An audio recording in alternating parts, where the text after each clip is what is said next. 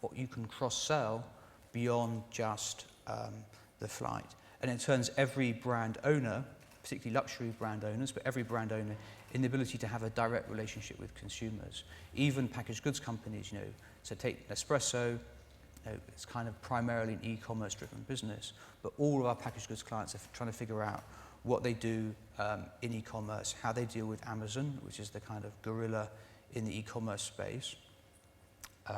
It's amazing how few companies today have Amazon strategies. What are you going to do when Amazon is the pipe into the home, along with sort of the more traditional retailers. And it's not just e-commerce, it's kind of omni-channel commerce is an obvious point. I remember talking to Justin about the number of people that would buy something online at Topshop and go and pick it up in the store. And that gives you an opportunity, by the way, to sell them something else in the store that they didn't ordinarily buy. So it's even better for you. So we have to think about all of the various channels and how we integrate them. So e-commerce is the second trend. The third is this. So this doesn't just show that there's a sort of bright future for design companies coming up with logos. It's the Lumascape, from Terry Kawaja about, a data-driven world. So today, every marketing interaction leaves a sort of data trail behind. And our job at WPP is to connect up all of those data trails and make sense of them for our clients. It's not easy. We struggle with it, clients struggle with it, publishers struggle with it.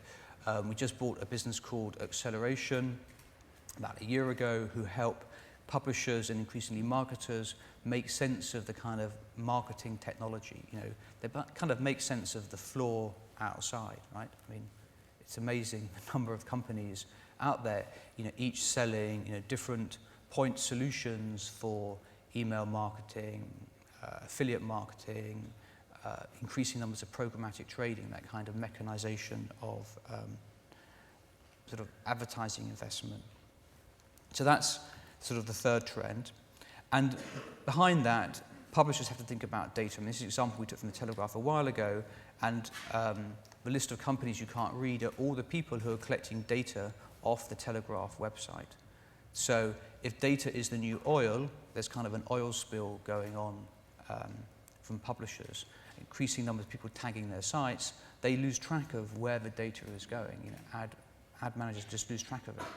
And people are collecting data off of publisher sites. It's something that they need to focus on. Talked about social. Facebook's, 1 billion plus people. I'd say Facebook's increasingly becoming, particularly on mobile, the platform for mobile. Think about what people do most on their mobile devices is probably go straight to Facebook. So for a lot of our clients, I think Facebook have done a very good job over the last year of, if you remember when they did the IPO, the question was, can they sort out mobile? I think today they've changed that conversation around to, Facebook kind of equals mobile for many clients, particularly on the display side. If Google is search, Facebook is sort of display, and they haven't yet launched the video products that we've seen.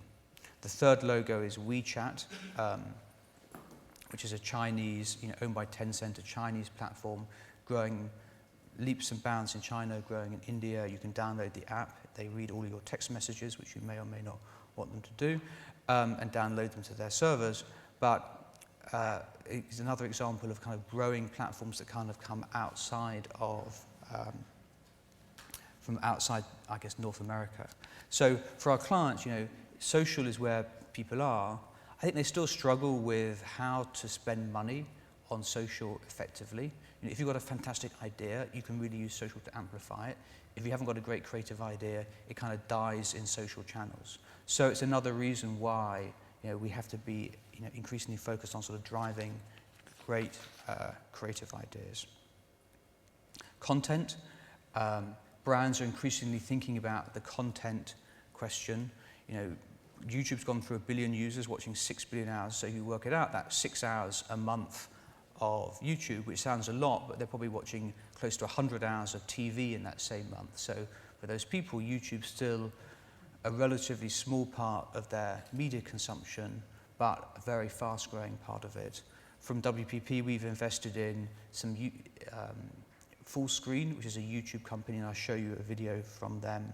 Why don't we run the full screen video now? So this is some work they do with one of their stars, a guy called Devin Supertramp, kind of show you the quality of home-produced content. Can you do that?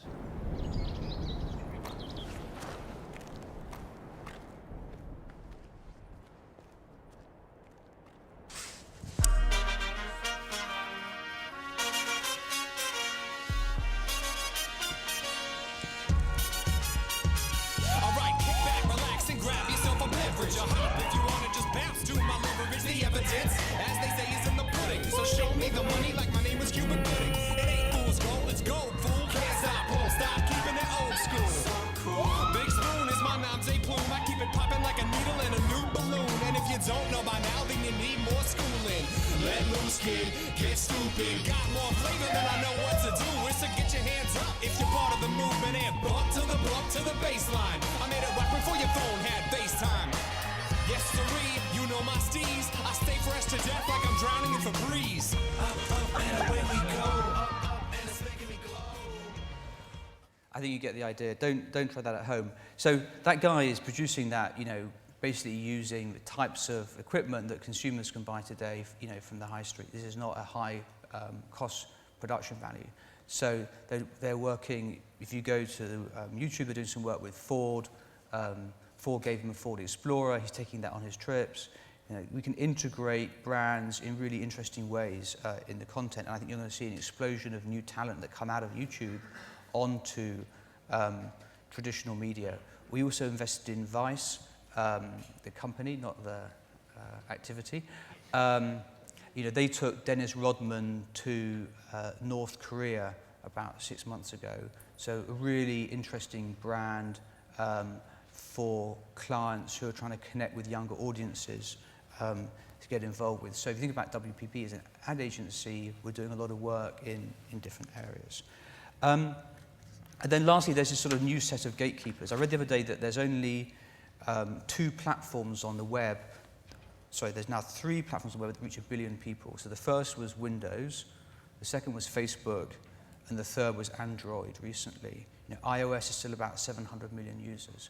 But these are the players who are kind of the people we have to navigate our way around. The people that WPP we deal with, the people our clients deal with, people that other publishers need to deal with. So if you're a publisher, what's your Google strategy and how do you relate to monetizing your business? If you're a packaged goods company, how do you think about Amazon and their increasing role in commerce?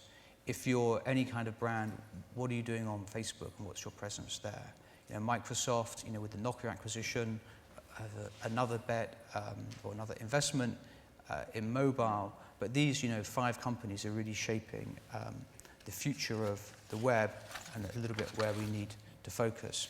So how do we sum it up? So we sum it up as sort of TV and digital, and we think about 4 screens. Increasingly, you go to CES in Las Vegas every year, the Consumer Electronics Show. It used to be kind of an interesting place to go because you could see sat-navs and phones and video recorders, and there's always new stuff. Now it's basically just a succession of screens, generally sort of black screens of different sizes. Okay, you've got big ones, small ones, you now have HD ones, 3D ones, but it's kind of really rather a boring event because it's just screens. And I think, it is just a question of, there's a small screen called a phone, one called a tablet, one called a laptop, there's the one you stick on your wall, and those 4 screens are going to have different roles, slightly different technology, but everything that happens on them is going to be integrated back into one place.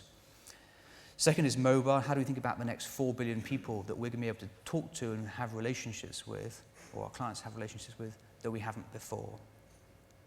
E-commerce and e-shopper. Social, so it's kind of the positive and negative impacts of social. Data and analytics that underlie everything, particularly privacy. What are we going to do on the privacy front? Here in the EU, there have been discussions about that. And I think from a client perspective, we need to do more to make the case for advertising and marketing and make the case for why the work that we do drives sort of investment in the internet. I mean, the internet is basically a free product for most people, funded by advertising and marketing. And the data that we collect provides the kind of investment case for what we're doing. So we need to make that case to regulators. At the same time as we need to be more transparent to consumers about exactly what we're doing with their data so that they have sort of confidence in that. And underpinning all of that is the importance of technology. So how do we see it from WPP? What's WPP doing? So today, if you read this eye chart, we're the 7th largest digital media company. This came out from paid content, and I think it surprised us internally in terms of our scale within the sort of digital media economy. So, and this is, by the way, our revenues, not our ad spend. If you looked at our ad spend, we'd actually probably be number 2 in this chart after Google in terms of sort of digital investment. Today, digital is 34% of our business. We just upped our targets with our results from 35 to 40% of our business to 40 to 45% of our business in the next 5 years. So we're sort of doubling down, if you like, on our strategy, continuing to invest even more. We made about 50 acquisitions in the last year. The vast majority, nearly all were digital or faster growing market acquisitions, but the vast majority were sort of digitally driven acquisitions. So we're investing a lot there. We're investing a lot in technology in 2 ways. You know, one way, technology proprietary to our business. So we bought 24/7 Media 6 years ago, and I think it raised some eyebrows at the time, particularly among analysts, sort of why is a so-called ad agency buying a digital media company? And for us, it was kind of the realization that we wanted to apply technology to the process of buying media on behalf of our clients. You know, too much technology investment had gone into selling media to clients, and not enough to thinking about, you know, the ROI, the targeting from a client perspective. So we did that. Out of that, we created Xaxis in partnership with Group M, which has been extremely successful, working very well in the UK. I think we're now operating in 26 markets around the world. It's doing about $400 million of ad spend. It's not uncontroversial with ad networks, because I guess ad networks were the sort of the middlemen that existed before. And like other trading desks, what we're trying to do is kind of connect our clients' spend with publishers more directly. So what we really want to do is work much more closely with publishers to get their inventory into our system without other middlemen, if you like, in between taking their margin. So one level is sort of the Xaxis investment.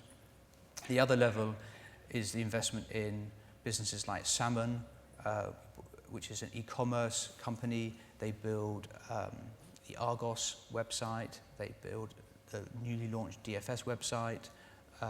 They've worked on Boots, on the Morrisons wine business. So tremendous experience building e-commerce sites. And I think e-commerce is going to be a big area of growth for us in the UK and indeed globally. It takes us into sort of new competitive areas with the likes of Accenture or to some extent you know, firms like Deloitte Digital. But that's, I think, an interesting opportunity for us to grow our business at the same time. And I think that's kind of where, you know, we see it. You know, our opportunity, and I think it's the same opportunity for everyone in this room, is sort of beyond their traditional business. You know, for us, it's beyond advertising. I think people that call WPP an ad agency kind of get it wrong. We want to be a marketing, data and technology company in 5 years' time to sort of underpin what we do. So some implications, I guess, if I can be so bold. First, you know, be ready for mobile. None of our clients, and probably we don't, spend enough on mobile. If consumers are spending, you know, 40% of their time on mobile, there's no way clients are spending 40% of their technology budgets on mobile. Even on e-commerce sites, 20% of all sales go through mobile devices. Yet it's amazing how many times you try and transact on mobile, and you're kind of fiddling around with the screen and trying to put things in. It's a nightmare, right? So why aren't people spending more time and attention on that? So, and this is not, by the way, a new message. I mean, Google have been talking about this for 2 or 3 years, obviously out of complete no self-interest involved whatsoever, but encouraging people to build, or clients to build, mobile-ready sites. Second, embrace e-commerce. You know, even if it's not immediately obvious, think about how you can build a business there. We have to think about social and community, leverage audience value yourself. So that's particularly publishers, but all brand owners need to think about, well, what exactly is our content strategy? Where can we build audiences much more naturally? And then lastly, I'd say it's ideas plus technology is great digital marketing. There's a big banner up in the middle of the hall. It says mad men versus math men. And I think that's a kind of false dichotomy. I think the answer is, has to be both. That great digital marketing is a combination of great ideas, great creative ideas. Think of Red Bull, think of other things, combined with technology, to make them happen. Twitter is a fantastic platform if you have a great idea. If you've got a lousy idea, it's going to sort of die in the whatever ecosystem. So it is. The future is sort of the old stuff, the idea stuff, the mad men, combined with the math men, and I guess in a way that's what we're trying to do a little bit of at WPP. So that's all from me, and Justin can ask me some questions, and I think we can take some questions from the floor as well. Thank you very much, Mark. It was very insightful. You can clap. Take this down. No problem.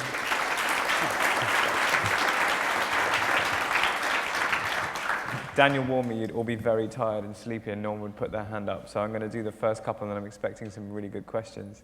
Oh, he's already got one. You want to go already? Come on, let's do this. Oh, there's no microphone. Oh, there's no microphone. My question touches on the point that you made around data. Yeah. And how important it's becoming to, and how important it's becoming to your group. What have you done to actually build a strategy around delivering data integrated across the organisation? So I think several things. We're the only marketing services group that have a big, we used to call it consumer insight. You may have noticed in our results, is now a data investment management business. So inside Kantar, about a quarter of our business comes from that. So we are collecting tremendous amounts of data. We do TV audience measurement in 60 markets around the world. We have World Panel, which is a panel looking at what people shop at in, I think, 50 markets around the world. So there's that kind of survey level data. There's also Compete, who are collecting internet data in the US, the UK, and a few other markets. The other, if that's the sort of the survey level, the other extreme, we have KBM and iBehavior. So in the US, we have 140 million people shopping panel.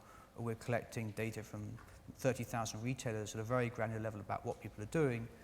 And we built products that take that and execute it through Xaxis.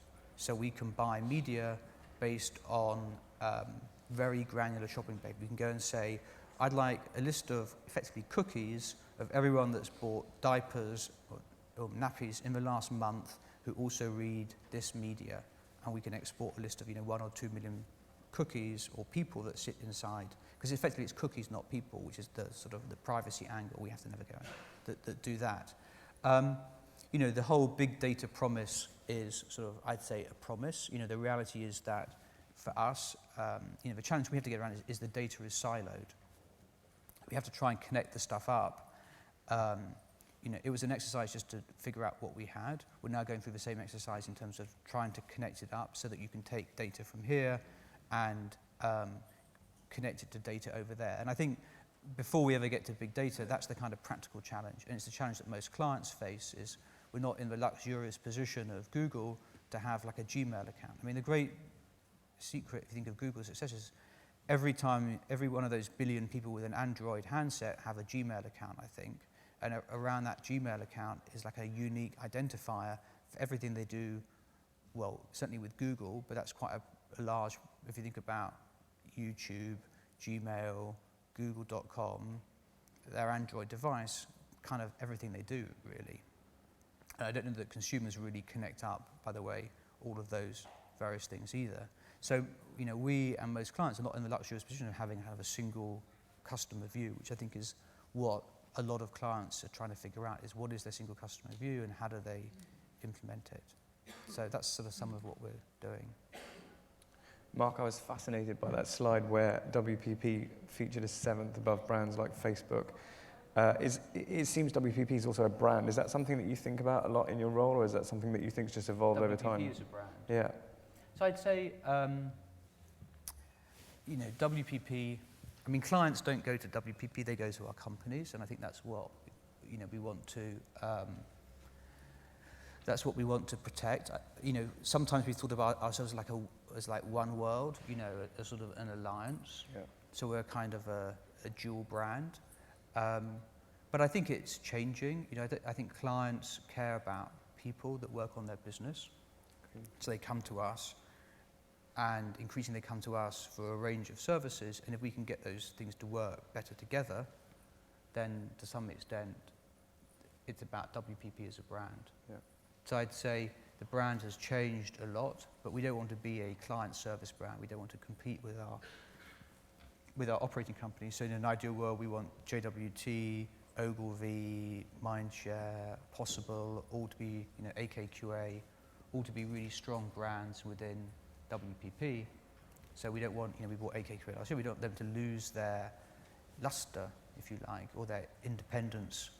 And I think Ajaza said independence is an attitude, not about ownership. We want them to keep that, but also take advantage of the opportunities that exist in the rest of the group. And obviously you've made a number of acquisitions over the years. What do you look for? Because you've got such a vast portfolio. When you see something, how do you know that it's special or different or an addition to what you have? I think it's about people.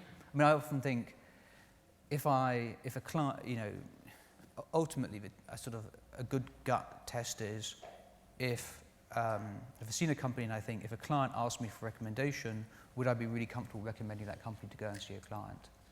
And if the answer is I'd be totally comfortable and I think they do a fantastic job for the client, then probably that's a good company to buy. If you think, I don't know, then probably not. Now, there's all the other stuff, right? The people, the finances, the clients, the size, everything else.